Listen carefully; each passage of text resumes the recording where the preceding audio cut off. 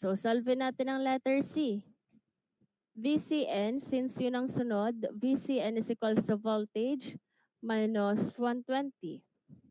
Ang voltage nyo is yung VAN at 250. Yung basis, angle 15 minus 120 is equal to VCN of 250 bar angle negative 105. This is in voltage. So, malalaman nyo na yung 105 is, diga itong 90. Tatabingi lang kayo ng kaunti. That is 105. VCN of 250 bar angle negative 105. Next, VBN. Sa VBN naman, mag-a-add lang or magma-minus. Pag minus, 240. Pag add, 120. So, let's use 120. Pero you can use both. Voltage bar angle plus 120. So, it will be VBN equals, yung voltage is 250. And then, next naman po, ay meron po kayong degree na 15, yung reference niyo sa A, plus 120. It will be VBN na 250 bar angle 135. So, yung VBN nyo is positive 135. If this is 90, kailangan nyo lang maging 135 siya. So, pagpalagay natin na nandito. This is VCN of 250 bar angle 135. So, nagagets po, kapag ABC, magkasunod ang A at B. Kapag ACB, magkasunod ang A at C sa drawing.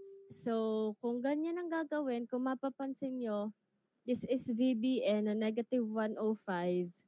Tapos sa ACB, ay this is negative 105 din, pero letter C na. Nagpalit lang po ng pwesto. Ano po? Pa-screenshot na po nitong ABC at ACB. Pa-screenshot po nitong una.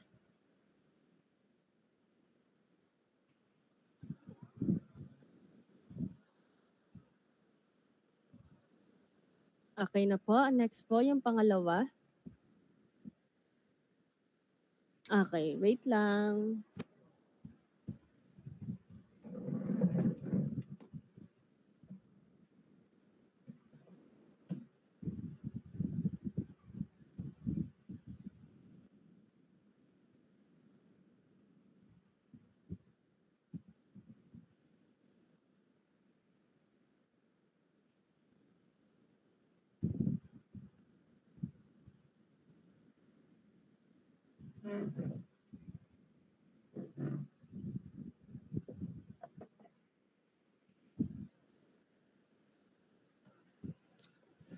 Okay, balik na po tayo.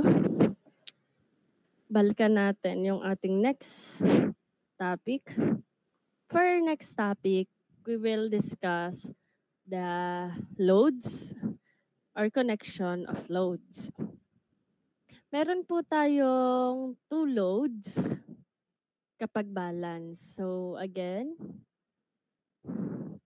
pag balance load po, we have two loads. It can either be Y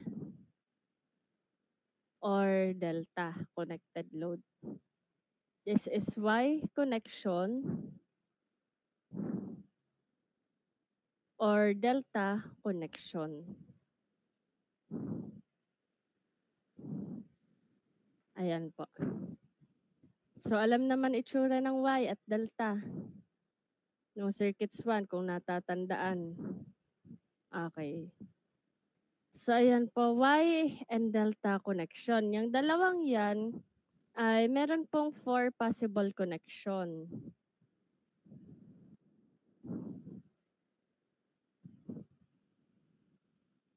Ano yung 4 possible connection? Yung paired ng dalawa. Una, pwedeng YY. Ano po yung ibig sabihin ng YY? Y ang source, Y ang load. Pangalawa, pwedeng Y delta. O ano po yung Y delta? Y ang source, delta ang load. Next naman is delta delta. Sa delta delta naman, we have delta load, we have delta source. And then kapag naman po sa paapat, yung delta Y, we have delta source, Y load. Nagagets? This is source, this is load. Nagagets po? Nagagets ka po? Okay. So, kapag Y, we have 4 wires. Kapag po delta, we have 3 wires. No? Next tayo.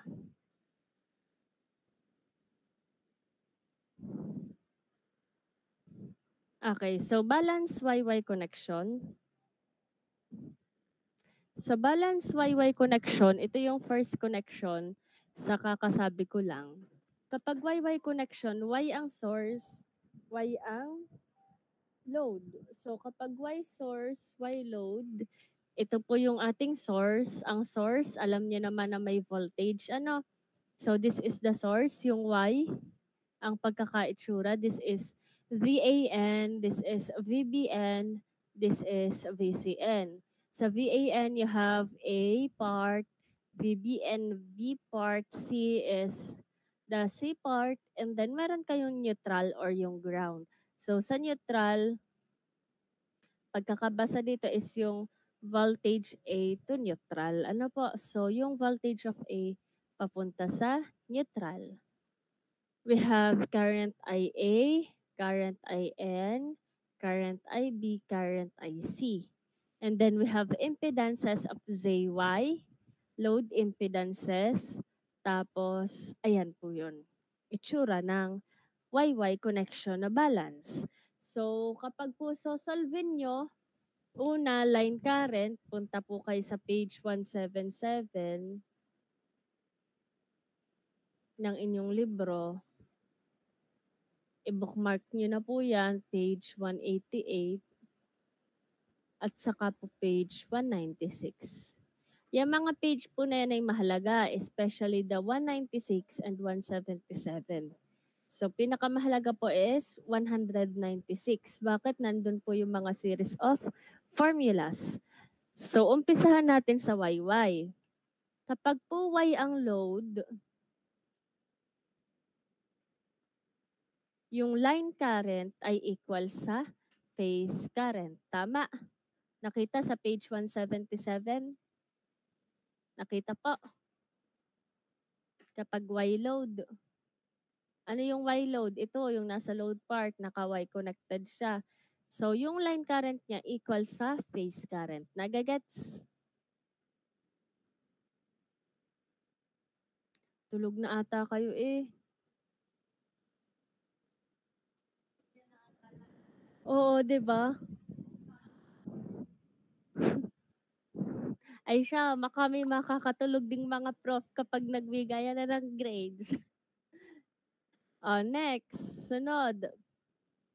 So, kapag magsosolve po kayo, halimbawa hanapin yung IL, ayan, ang una niyong gagawin, tatandaan, ang unang gagawin, kapag wala pa kayong isang line current or isang phase current, first to solve ay naka-Ohm's law. VAN over load impedance. Pero kung may given na, mas madali. Kasi po, iba-bar angle 120 nyo lang at iba-bar angle negative 240 nyo lang. Ganun lang po ang gagawin kapag may isa ng given. Pero kung hindi given yung unang current, i-Ohm's law yung unang current. Nagagets? Tingnan niya sa page 177 to ha.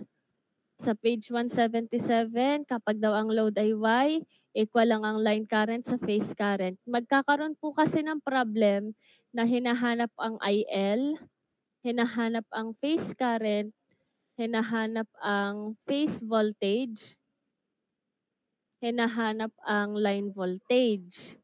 Yung line current, tatlo. IA, IB, at IC. Yung phase current, tatlo din. IAB, IBC, at ICA. Yung phase voltage, tatlo rin. Yung line voltage, tatlo rin. So total, sa isang problem, possible po ang ipahanap ay 12. Nagagets po? Kapag Y connected load equal to, ibig sabihin, mababawasan na yung sosolve nyo ng tatlo. Kasi kung ano yung sagot sa IL, yun din ang sagot sa I-phase.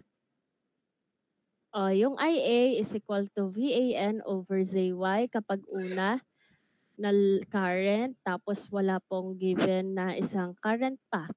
Next, pangalawa, pwede niyong solve using the Ohm's law, or you can also solve it as, ito po, IA. Yung IA, yung na-solve niyo sa IA, ay maminusan niyo lang ng negative, o maminusan niyo lang ng 120. Next naman yung IC, para ma-solve niyo yung IC, yung value nito ay maminusan niyo lang ng 240 or aadan niyo lang ng 120. Saan po makikita ang formula na yan? Makikita niyo po ang formula na yan sa page 177. Page 196. Again, formulas ay nasa page 196.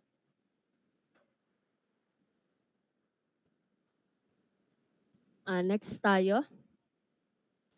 So, next po, line current ay yung IA, IB, and IC.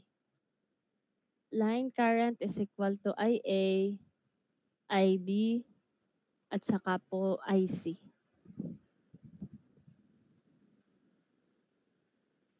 Sabi dito, kapag YY system, yung line current is the same as phase current. Gaya ng nasa page 177 ng inyong libro.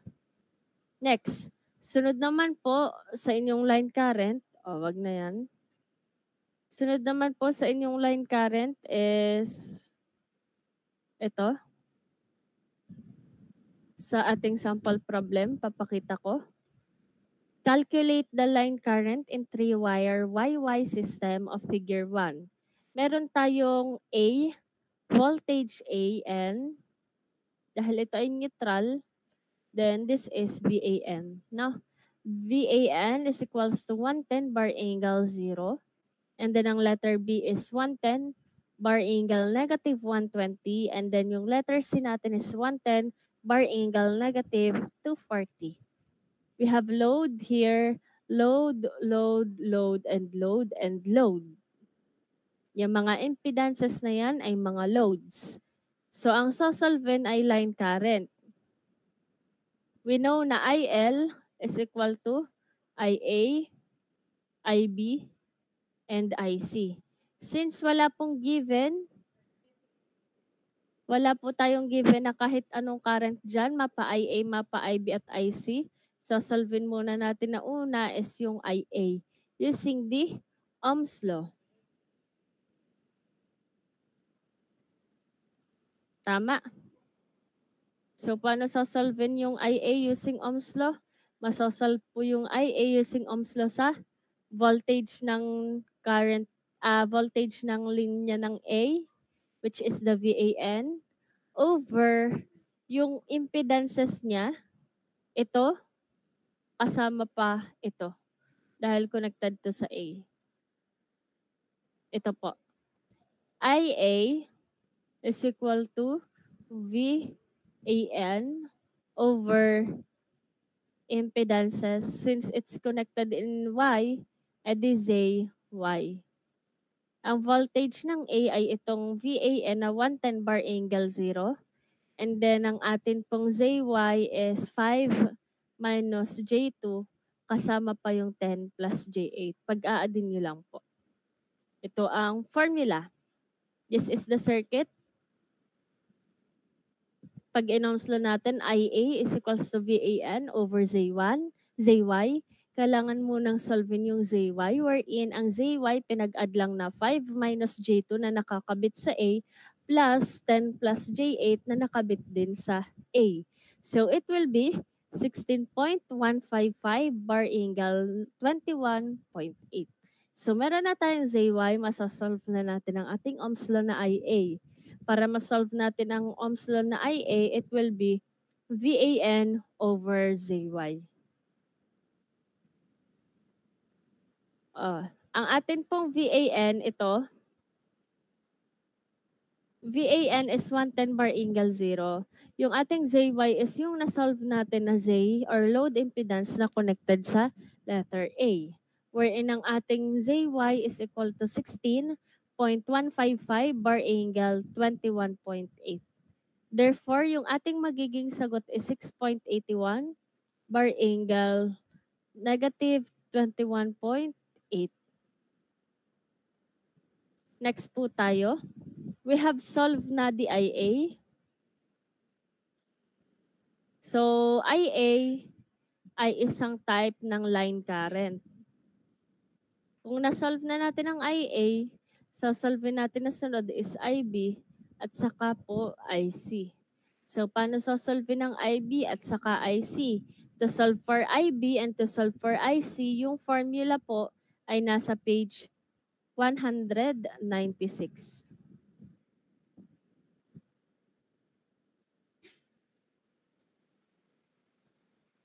Para po makuha yung IB, yung value ng IA, maminusan nyo lang ng 120.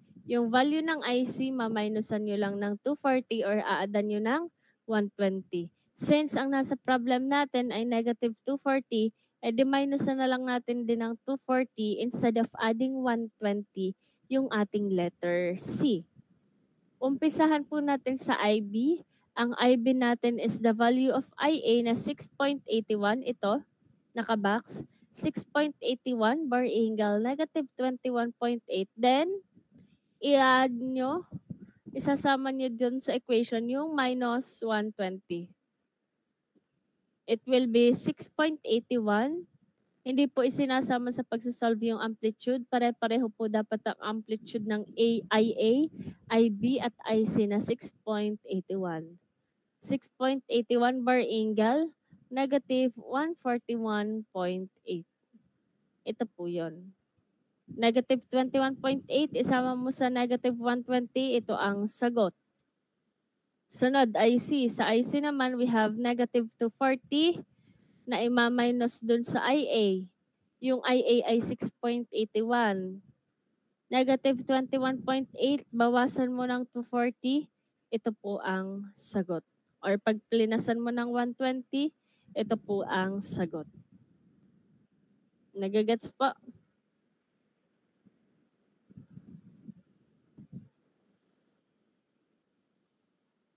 Okay, reminders lang po. Next week ay finals na. This is the last week of your lecture. So, kung ano po yung matatakal natin, which is balance load, hanggang doon po yung inyong finals examination.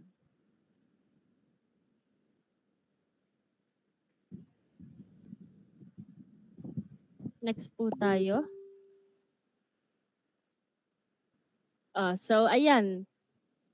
Bago ko umpisahan yung next problem, which is the Y delta, i-remind ko ulit, kapag po YY, ang IA ay equal sa IL. Ang I phase ay equal sa IL. Tapos, para po ma-solve ninyo ang phase voltage or ma-solve nyo ang line voltage, na dun po sa page 196 kung paano sasolvein. Direct sub lamang po yan lahat. Ano po?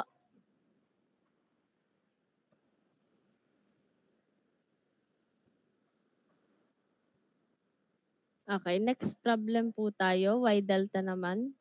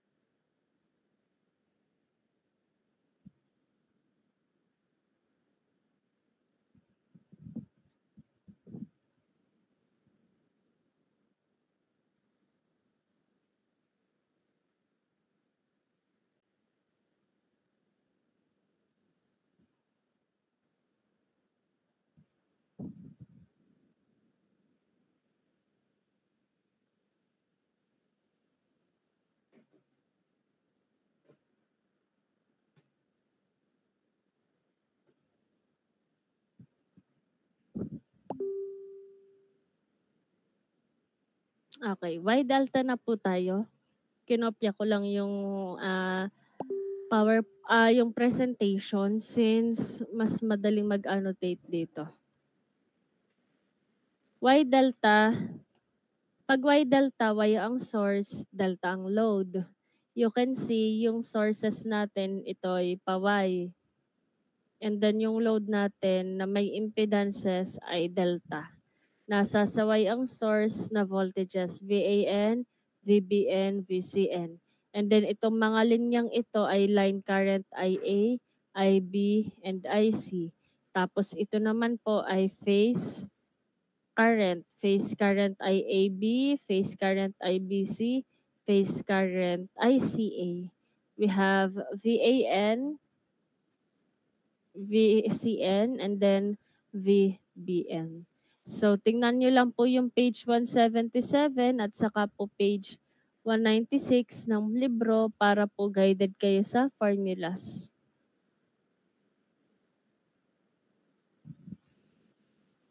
Okay, so assuming that this is positive sequence, phase voltages ay VAN, since wala namang given, VAN is equals to phase voltage bar angle 0.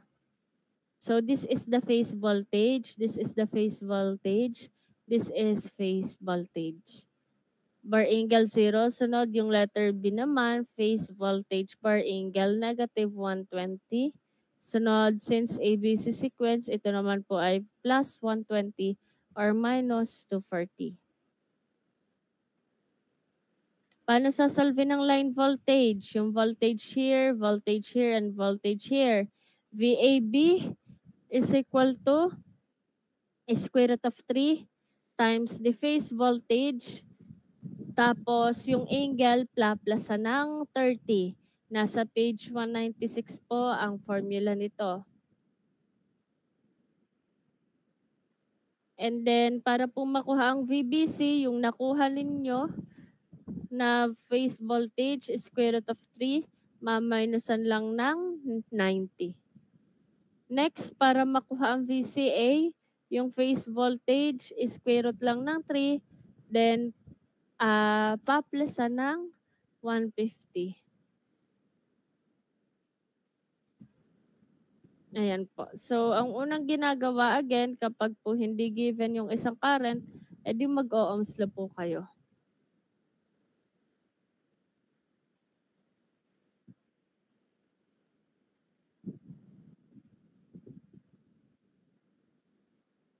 Okay, so balance Y delta connected load.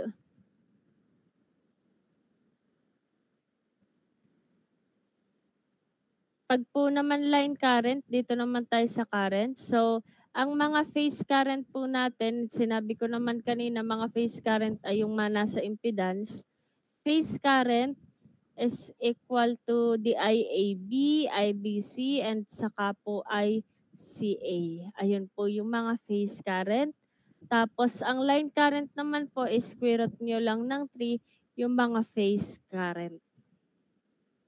Sample problem para maliwanagan. A balanced ABC sequence, Y connected source. So, Y delta ito dahil Y ang source, tapos delta yung load. Yung Y connected source, we have VAN of 100 bar angle 10. And we have delta load na 8 plus J4 ohms per phase. We have to calculate the phase and line current. Sabi ng ma'am, kapag daw hindi given yung isang current na magiging reference ng dalawang current, mag-o-ohms law muna. Meron tayong given, yung load impedance ay Z delta. Bakit Z delta? Dahil ito yung load. Ari Z. Edi Z delta is equal to 8 plus J4. In polar form, it is 8.944 bar angle 26.57. Next, sunod. Sunod naman po ay yung given na pangalawa, phase voltage. Phase voltage, kapag po hindi sinabi kung line voltage or phase voltage, kapag ganyan, ito po ay phase voltage. So, phase voltage is equal to VAN of 100 bar angle 10. Then, ang line voltage natin using the formula sa page 196. Tingnan nyo dun sa table ng page 196. Check ko ha, baka ako'y 196 ng 196 tas hindi pala. Yung page 196 nga, sa formula para po ma-solve yung phase voltage ng connection na Y delta, VAB is equal to square root of 3. Tapos, yun pong inyong VP or phase voltage with bar angle 30. Ano po, paanong gagawin dyan, ma'am? Ang gagawin lang po dyan, yun pong inyong 100 bar angle 10 timesan nyo ng 30, timesan nyo ng square root of 3, makukuha nyo yung 173.2. O, paano yon sa calcu? Ito'y 100. Timesan nyo ng square root of 3. Sagot ay 173.2. Tapos, we have angle 10. Plusan nyo ng 30. It will be 40. 173.2 bar angle 40 ang ating voltage na una. Line voltage, VAB. Sunod, para makuha ang phase current, ano ang pinagkaiba ng subscript? Kasi po kalaban nyo dyan ang subscript. Ang subscript po, kapag po line current, IA, IB, IC. Phase current,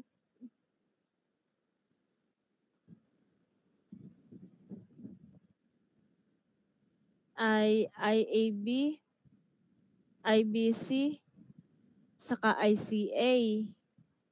Then, line voltage at saka phase voltage. So, ang phase voltage natin, ito po. Phase voltage is VAN, VBN, VCN. Then, dito naman sa line voltage, VAB, VBC, at VCA. Solve natin ang phase current. Walang given na unang current, pero kailangan tatlo ang masolve. Yung phase current IAB, IBC, at ICA. Ito. Pag wala ang isa, unang gagawin dun sa isa ay i-Ohm's law. Paano i-Ohm's law? IAB is equals to yung voltage na naka-phase dapat. Wait.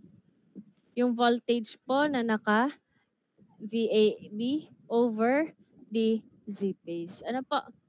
So, ang atin pong magiging voltage is yung nasolve na 173.2 over yun pong Z na impedance na load na 8.944. Magiging sagot po sa unang current na phase current is 19.36 bar angle 13.43. Ang sunod naman, para po masolve yung IBC, ito pa rin ang gagamitin na value. Baka hindi nakikita. Ito pa rin ang gagamitin na value para sa dalawa, yung amplitude. 19.36 pa rin. Yung una lang is maminusan nyo ng 120, yung pangalawa paplasan nyo ng 120. Saan po nanggaling ang formula na yan? Sa page 196 ulit. So, phase current is equals to yung current na 19.36, kopya lang, angle nung 13.43, bawasan mo ng 120, ito po ang sagot. Sunod, ICA. ICA po, yung 13.43, plusan mo ng 120, ito po ang sagot. Nagagets po? Nagagets ka po? Baka hindi ha?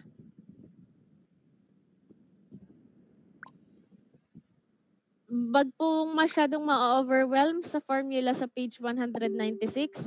direct sub lang yan lahat. Kung kayo po ay natutong mag-network analysis, dapat po ay mas matutunan itong three-phase dahil ito naman ay mag-multiply lang at magdi-divide. Ano po? Mahirap lang kapag po hindi natanda kung ano ang ipa-plus na angle o ima-minus na angle. Sunod, line current. O, tingni ulit sa page 196, dun sa Y delta. Tayo nasa Y delta pa rin ha. Yung Y delta, para po masolve ang line current, IA is equal to yung IAB na na-solve times the square root of 3. Tapos, bawasan mo yung angle ng -30. It will be, ano po yung na-solve na IAB? Ito. Yung 19.36, times mo sa square root of 3. Ito ang sagot. Tapos, angle -30, and then yung atin pong angle na 13.43, tama po ba? Baka po mali. 13.43 minus 30, tama po ba? Pa-check po kung correct. Okay, correct. Alam na, nagagets ga po. Kailan mag-square root of 3? Kailan ko kopyahin ang amplitude? Magkakamukha lang lahat ng amplitude. Kailan magpa-plus ng 120? Kailan magma-minus ng 120? Kailan magma-minus or magpa-plus ng 30? Okay, sunod, IB. Kapag na-solve niyo na yung una lang naman ang critical. Kapag na-solve niyo na yung una, dire-diretso na sa IB at sa IC. Ang IB, yung value ng IA na na-solve ito, 33.53, kokopyahin na agad. Tapos itong -16.57, bawasan mo lang ng 120, ito po ang sagot. Sunod, IC. Para po masolve ang IC, yung IA po, plusan mo lang ng 120. Kopyahin lang yung value ng amplitude, 33.53. And then sunod po, yung angle po naman na 16.57 na negative, plusan nyo lang ng 120. It will be 103.43. Nagagets po? Okay, sige po. Sige, break muna po ng 15 minutes bago tayo magsunod. Na-discuss na natin yung YY, na-discuss natin ang Y delta.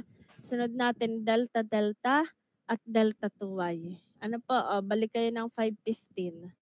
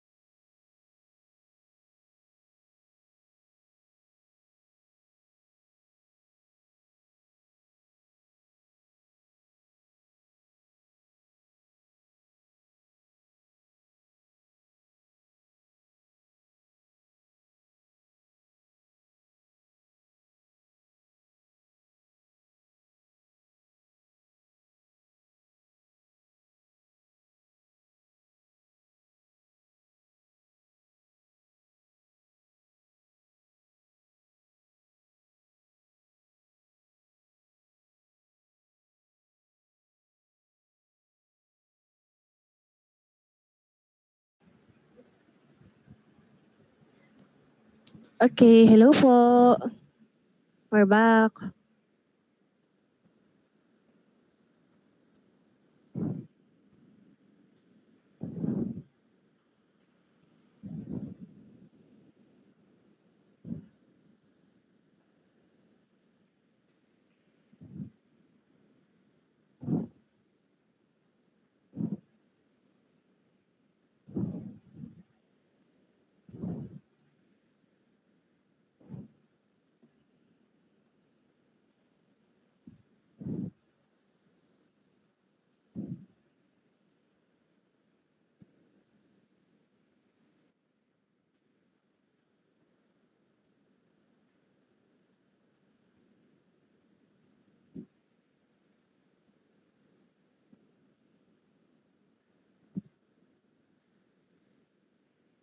Wait lamang po ha, inilalagay ko lang po yung mga notes.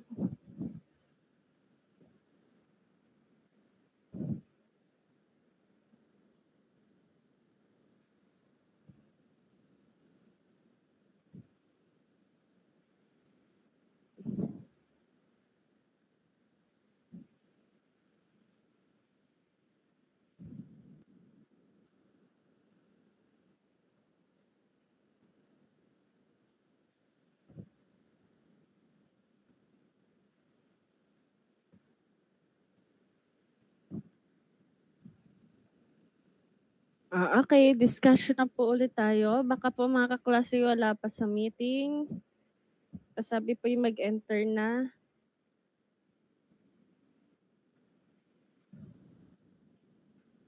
Okay, balik po tayo.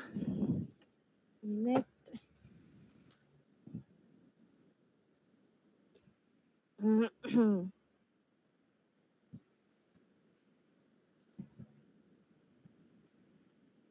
Delta tayo.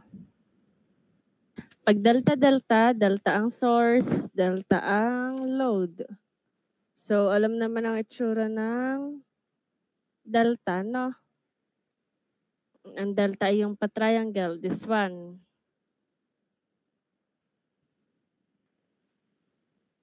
This one, and this one ay source. Ito namang mga nasa impedance, yan naman po ay load. So, from source, voltage source, papunta sa inyong mga loads, we have line currents. These loads ay mga impedances. Yung mga nasa impedances ay meron tayong phase current IAB, IBC, and ICA. Again, ito mga to voltages, V-phase. Tingnan sa 177, page 177. Pag delta. Kapag delta, yung voltage na phase ay equal sa line voltage. Tama?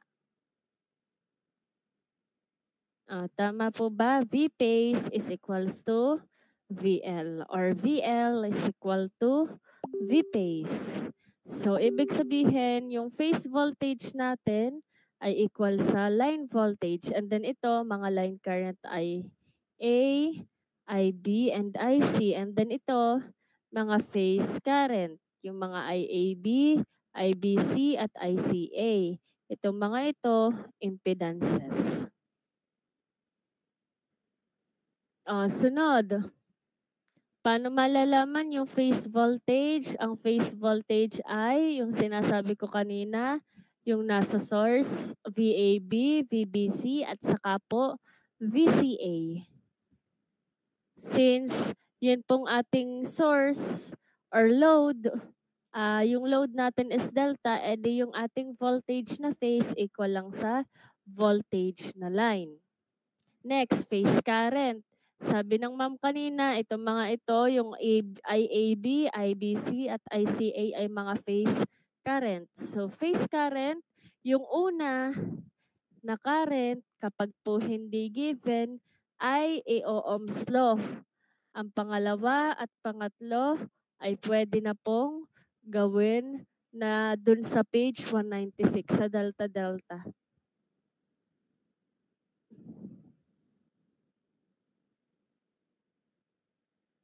Next, paano naman po sasolve ng line current? Tingin ulit sa page 196 at 177. Para masolve yung line current, nagcha-choppy.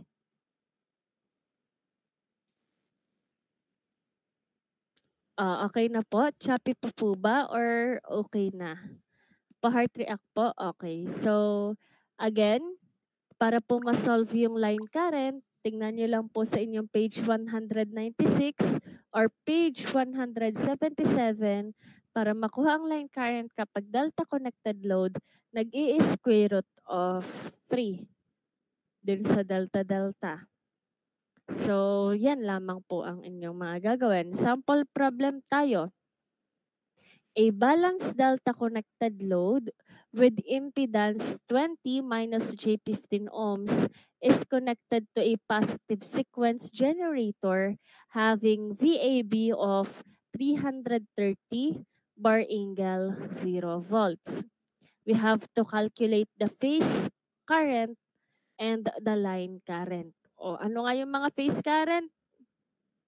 Ang phase current ay yung mga IAB, IBC, ICA. Yung mga line current, yun yung mga IA, IB, at IC. Unang gagawin dun sa IAB, Ohm's law. Anong Ohm's law? V over Z. Ano ba ang given na Z? Ang given na Z, yung 20 minus J15. And then, kapag pinolar form nyo, it's 25 bar angle, negative 36.57.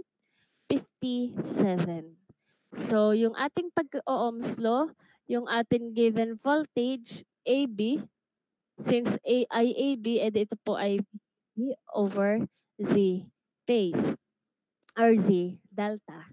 So, it will be 330 bar angle 0 over 25 bar angle negative 36.87.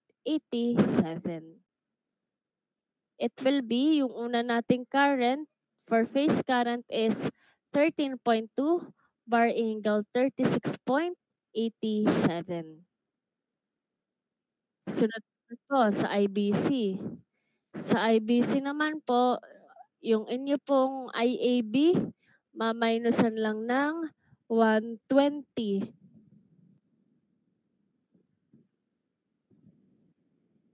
Tingnan po dun sa inyong page 196 na. So, IAB ay maminusan ng 120 degree. Itong IAB,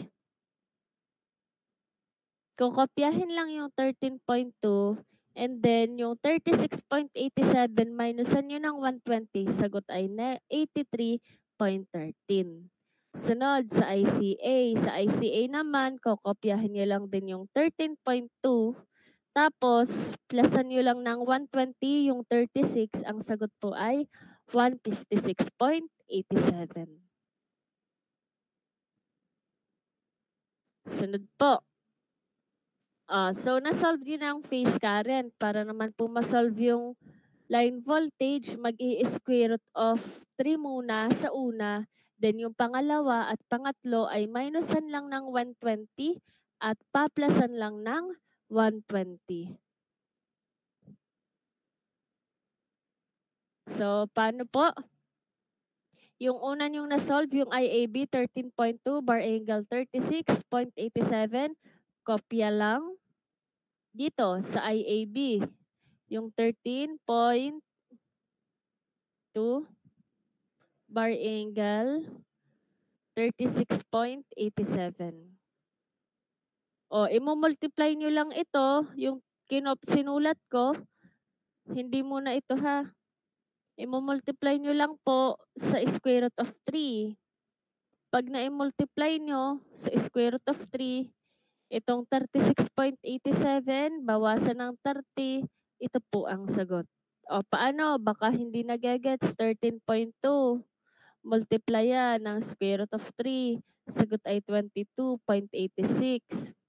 Sunod, yung 36.87 na angle, minus ng 30.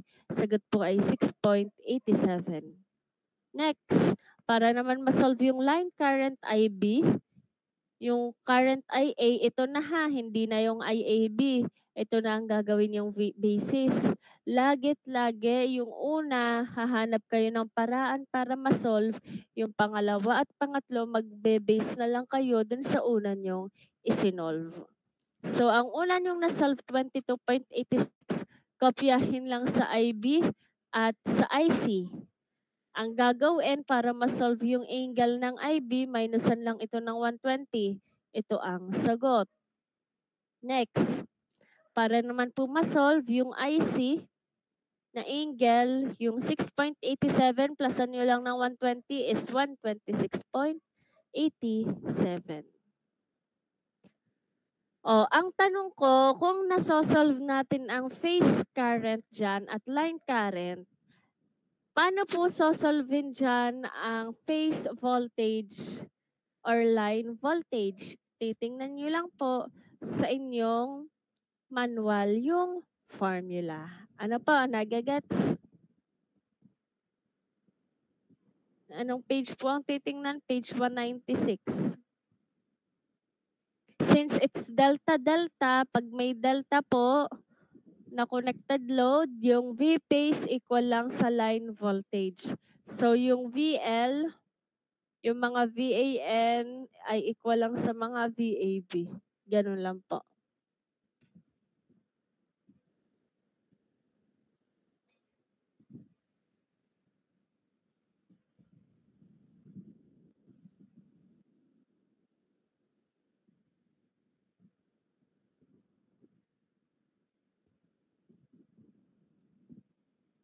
Okay, wait lang po. Inyo munang i-absorb. Baka ako'y turo ng turuhan. Nakakalayo na ako tas hindi pala nakikinig.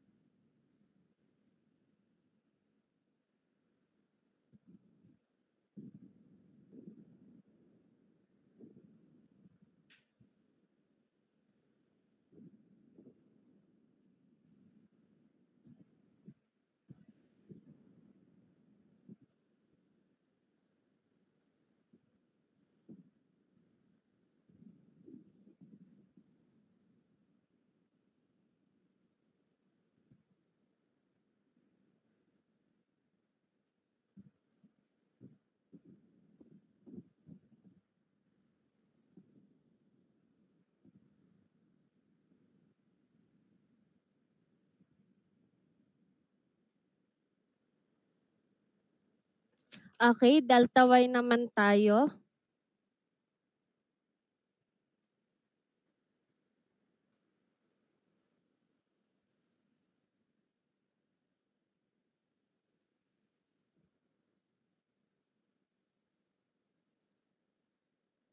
Hindi ko na po pinapa-screenshot ang aking screen. Gawa ng in-upload ko naman po yung file na iyan sa ating classroom. Pwede nyo pong i-visit yung classroom.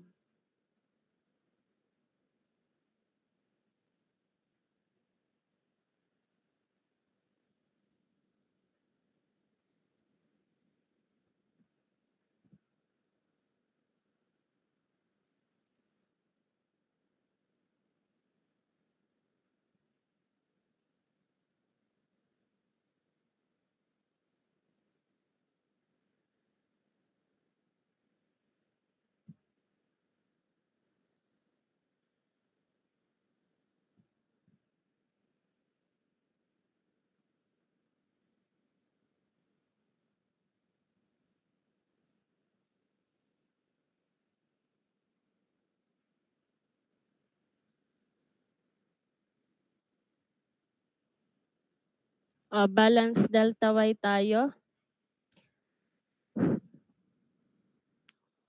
Again, Gagawing basis, page 177 at page 196.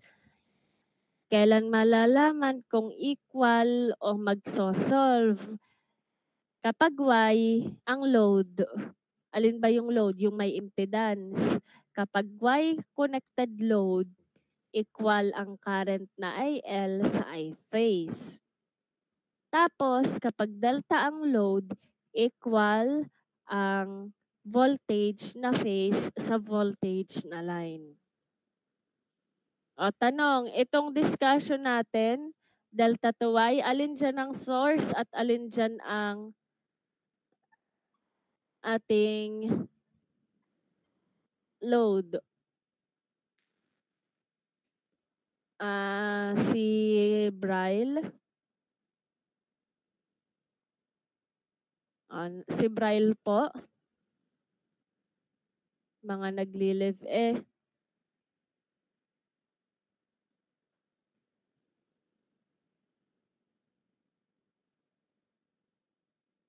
Next po, si Charles Edward.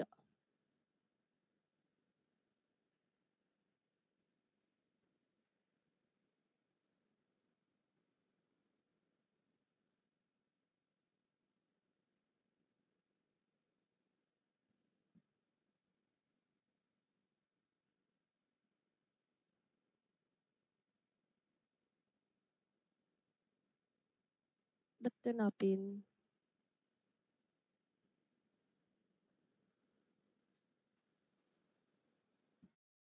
Ba't nakapinto?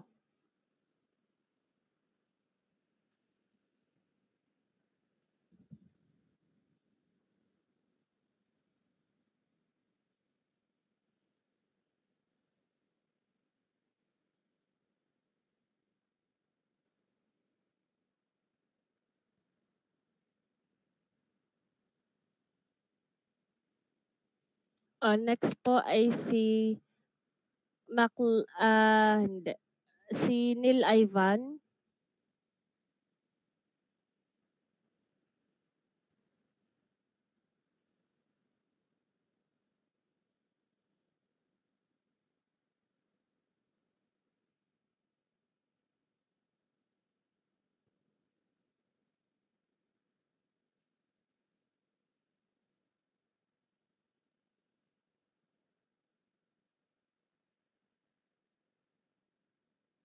Next, John Lloyd Talban.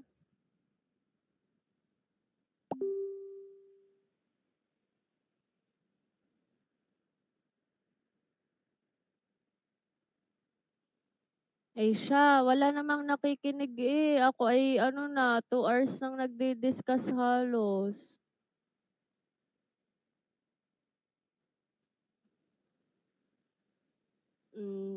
Alam ko po kapag kayo ay nakikinig at hindi, kaya po ang tinatawag ko yung mga random.